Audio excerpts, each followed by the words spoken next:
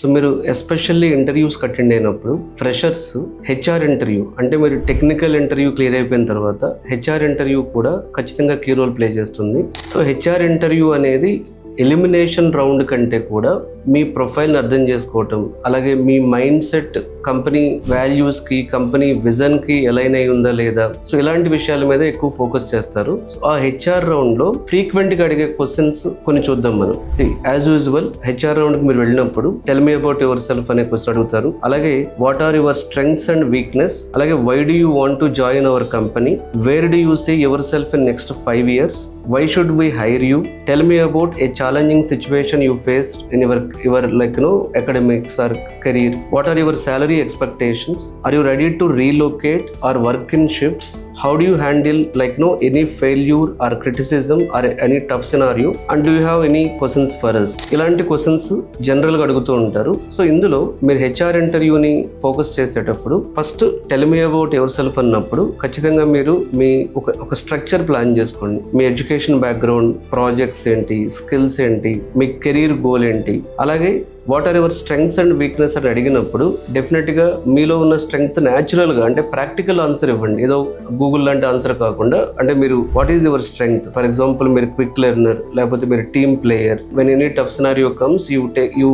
Take the leadership kind of a thing. ప్రాక్టికల్గా మీరు నిజంగా మీ స్ట్రెంగ్త్ ఏంటి, అలాగే మీరు వీక్నెస్ని ప్రజెంట్ చేసేటప్పుడు కూడా దాన్ని ఎంతవరకు మనం పాలిష్డ్ వేలో చెప్పొచ్చు, ఎంతవరకు దాన్ని పాజిటివ్ వేలో చెప్పొచ్చు అనే దాని మీద కూడా ఎక్కువగా అంటే for example your two emotional. So two emotional అనేది నెగిటివ్ సెన్స్ గా చెప్తారా, పాజిటివ్ సెన్స్ గా చెప్తారా అనే దాన్ని బట్టి కూడా ఆధారపడి ఉంటుంది అది. సో రిపిటేటివ్ థింగ్స్ మీకు ఇష్టం ఉండదు అంటే రిపిటేటివ్ థింగ్స్ ఇష్టం ఉండకపోవడం అనేది పాజిటివ్ థింగ్ అది. సో మనం how you answer to your weakness అనేది కూడా ప్లాన్ చేసుకోండి. మీ రిలవెంట్ ఆన్సర్ అయితే బెటర్ అది. అలాగే why do you want to join our company అన్నప్పుడు సో డెఫినెట్ గా మీరు ఏ కంపెనీ ఇంటర్వ్యూకి అయితే వెళ్తున్నారో ఆ కంపెనీ గురించి స్టడీ చేయండి, ఆ వెబ్సైట్ స్టడీ చేయండి, సో ఆ కంపెనీ ప్రొఫైల్ని అర్థం చేసుకోండి, వాళ్ళ గురించి అంటే ఆ కంపెనీ గురించి లింక్డ్ఇన్లో ఏముంది, వాళ్ళ మెయిన్ ఫోకస్ ఏరియాస్ ఏంటి. సో వాటిని కానీ స్టడీ చేసి మీరు ఇంటర్వ్యూకి అటెండ్ అయితే you can plan a better way. For example ఆ కంపెనీ టెక్ స్టాక్ నచ్చింది, ఆ కంపెనీ డొమైన్ నచ్చింది. ఇప్పుడు ఫర్ ఎగ్జాంపుల్ ఆ కంపెనీ బ్యాంకింగ్ డొమైన్లో వర్క్ చేస్తుంది, యూ లైక్ బ్యాంకింగ్ డొమైన్, ఇలాంటివి చెప్పొచ్చు మీరు. అలాగే where do you see yourself in 5 years అన్నప్పుడు డెఫినెట్గా యూ షో అంటే ఈ క్వశ్చన్కి మీరు మీ ప్యాషన్ ఎక్స్ప్రెస్ చేయండి. అంటే నేను I wanted to dominate in tech, I wanted to be very complete advanced certifications in the tech side, and I wanted to become a complete end to end product developer kind of a thing. So అంటే ఆ రోల్లో expert అవుతాను అనేటటువంటి meaning వచ్చేలాగా చెప్పడం better. అలాగే why do we hire you అన్నప్పుడు you can talk about what are the problem solving skills you are having, మీ హ్యాండ్స్ ఆన్ ప్రాజెక్ట్స్ ఏంటి, న్యూ థింగ్స్ లెర్నింగ్ అనేది ఎంత ఇంట్రెస్ట్ ఉంటుంది, అండ్ మీ కాంట్రిబ్యూషన్స్ ఏమున్నాయి, ఇలాంటివి కొన్ని ప్రాక్టికల్ ఎగ్జాంపుల్స్ ఇవ్వడానికి ట్రై చేయండి. అలాగే tell me about your challenging situation you faced అన్నప్పుడు సో డెఫినెట్ గా మీరు మీ కాలేజ్లో చేసిన ప్రాజెక్ట్ లో కానీ లేదా మీ కాలేజ్లో మీరు చేసిన ఇంటర్న్షిప్ లో కానీ అంటే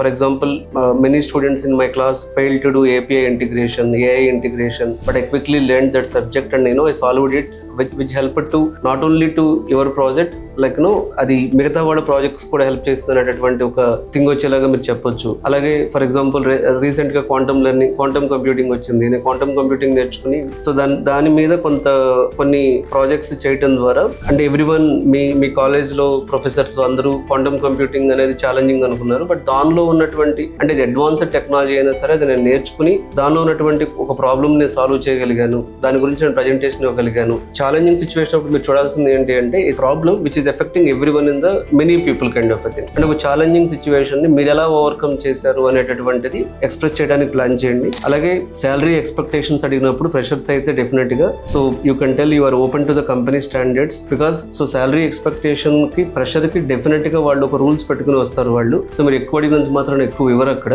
సో ఆ రూల్స్ ప్రకారమే ఇస్తారు కాబట్టి అక్కడ మీ యాటిట్యూడ్ అనేది హెవీగా డిస్ప్లే చేయకుండా కంపెనీ స్టాండర్డ్స్ ప్రకారం ప్రకారం నేను వర్క్ చేస్తాను, నాకు శాలరీ కంటే కూడా లెర్నింగ్ ఇంపార్టెంట్ అనే మైండ్ సెట్ ని పొలైట్ గా ఎక్స్ప్రెస్ చేయడం అనేది కూడా important. So are you ready to relocate or work in shifts అన్నప్పుడు డెఫినెట్ గా as a fresher your focus is learning, your focus is working in that company. అందుకని too many restrictions పెట్టకండి. అప్పుడు ఏమవుతుంది అంటే, సో మీరు అంటే నిజంగా ఐటీ ప్రాజెక్ట్స్ లో పెద్దగా షిఫ్ట్లు ఏమి ఉండవు. సో మనకి యూఎస్ షిఫ్ట్ లోనే ఎక్కువ ప్రాజెక్ట్స్ ఉంటాయి. రీలొకేషన్ కూడా వాళ్ళకి నీడ్ ఎక్కడ ఉంటే అక్కడికి షిఫ్ట్ చేస్తారు. సో జనరల్ గా early stage of fresher time period లో మల్టిపుల్ లొకేషన్స్ లో వర్క్ చేస్తేనే మీరు ఎక్కువ నాలెడ్జ్ కూడా గెయిన్ చేస్తారు. కాబట్టి దాని రిస్ట్రిక్షన్స్ గా పెట్టకుండా పాజిటివ్ గా కన్వే చేయండి. ఏమని చెప్తారు, yes I'm so flexible, actually my passion is to work in multiple locations అనేది కూడా మీరు ఎక్స్ప్రెస్ చేయండి. So that I can gain more experiences also అన్నట్లుగా. అంటే I will get a chance to work with, if I work in Pune location, I will get a chance to work with Pune people. So these are our opportunities, like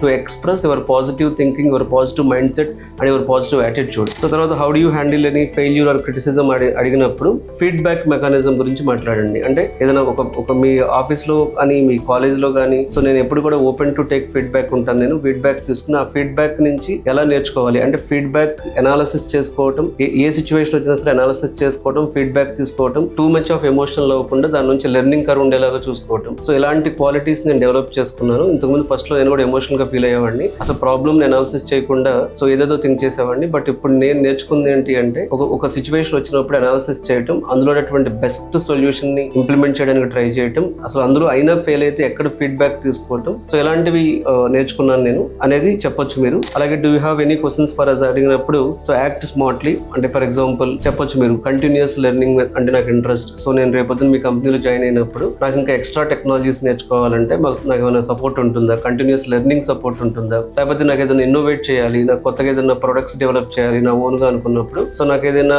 ఒక supporting mechanism ఈ organisation లో ఉంటుందా, అలాంటివి మాట్లాడితే అంటే వాళ్ళకి ఏమవుతుందంటే so నువ్వు కొంత కంపెనీ గురించి రీసెర్చ్ చేసి వచ్చావు, నువ్వు రియల్ గా లైఫ్ లో గ్రో అవ్వాలనుకుంటున్నావు అనేటటువంటి ఒక స్ట్రాంగ్ ఇండికేషన్ ని మీరు హెచ్ఆర్ కి ఇచ్చిన వాళ్ళు అవుతారు. కాబట్టి సో జనరల్ గా సో హెచ్ఆర్ ఇంటర్వ్యూస్ లో ఫ్రెషర్స్ అడిగేటటువంటి టాప్ 10 క్వశ్చన్స్ అని చెప్పొచ్చు. ఇంకా చాలా క్వశ్చన్స్ ఉంటాయి. మనం ఎలా interview questions and answer series చేస్తాం మనం బీటెక్ అండ్ డిగ్రీ ఫ్రెషర్స్ కోసం, అందులో ఇది ఒక టాపిక్ ఇది. సో ఇంకా ఇలాంటి మరిన్ని టాపిక్స్ మనం వచ్చే వీడియోస్లో చూద్దాం. సో చాలా మంది బీటెక్ ఆర్ డిగ్రీ స్టూడెంట్స్ ఫ్రెషర్గా క్యాంపస్ సెలక్షన్స్కి వెళ్ళినప్పుడు సో టెక్నికల్ ఇంటర్వ్యూ ఎలా ప్లాన్ చేసుకోవాలి, మేనేజర్ రౌండ్ ఆఫ్ ఇంటర్వ్యూ ఎలా ప్లాన్ చేసుకోవాలి, హెచ్ఆర్ ఇంటర్వ్యూ ఎలా ప్లాన్ చేసుకోవాలి, కొంతమందికి ఒక రౌండ్ క్లియర్ అవుతుంది, ఇంకో రౌండ్లో ఫెయిల్ అవ్వడం జరుగుతూ ఉంటుంది. సో మీ ఇంటర్వ్యూ ప్రిపరేషన్ ఎలా ప్లాన్ చేసుకోవాలి అనేటటువంటి గైడెన్స్ కావాలి అనుకుంటే ఈ వీడియోలో నెంబర్కి కాల్ చేసి నా అపాయింట్మెంట్ తీసుకుని మాట్లాడచ్చు. Thank you.